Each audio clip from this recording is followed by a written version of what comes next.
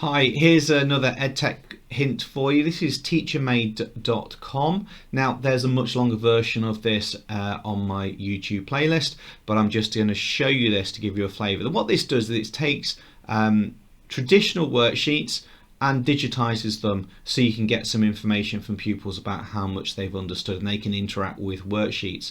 So I'm going to show you this very quickly. It's teachermade.com.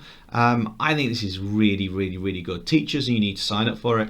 The pupils do not, but you get tons of data out of it. So teachermade.com, what you do is you first of all sign in as a teacher, obviously, and then we're going to create a worksheet. So I'm going to come up to the top here and click create worksheet, and I'm going to put in the name of my worksheet. So I'm going to call it shapes. I can put a title in, what shapes are this?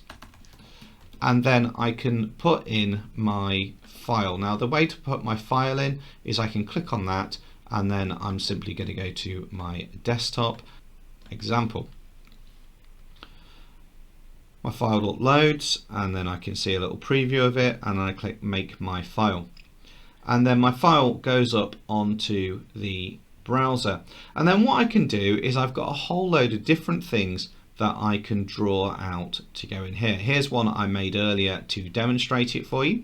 So we go into this and I can edit my content, and here is the worksheet that you've just seen. Now what I've done with this is I've put in some short answer boxes from up the top here.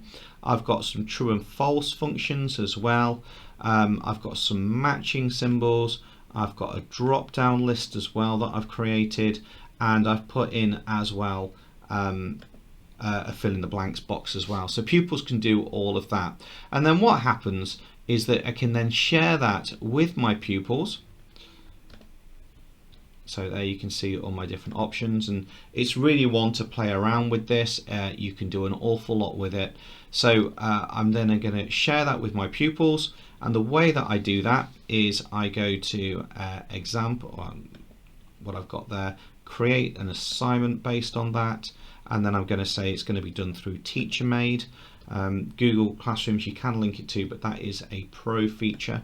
So if you just do it through TeacherMade, it stays nice and secure within TeacherMade. I'm going to do it with a name or an ID, so pupils can put their own in, and then their score can be showed as a percentage, or when they turn their work in and when they see that. And then I'm going to turn off, I don't want them to put their own text box in, I want them to use the template I've got. And there is the link. So I've copied that link, and then in Pupil View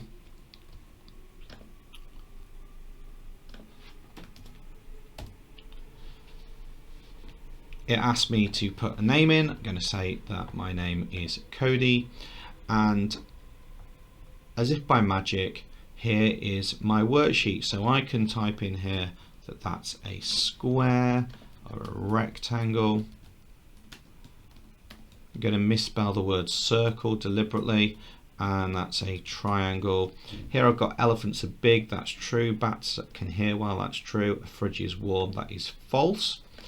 Here I can join the lines up if I wish to, and then I've got a little drop down which select which is correct, so they could do that. I've got a drop down menu here that I put in, as I said, and then I've got a function I can type in, and then I can click I'm done. What then happens is that then scores itself, and as a pupil, okay, I can preset that as a teacher for the pupils to get feedback.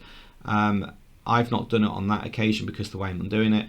All I've done as a teacher, I've just gone straight back, and you can see here that there's Cody's score at 58% when he's submitted it, and I can actually see the answers as well, and I've got green boxes around ones that are correct, red ones of ones that are incorrect.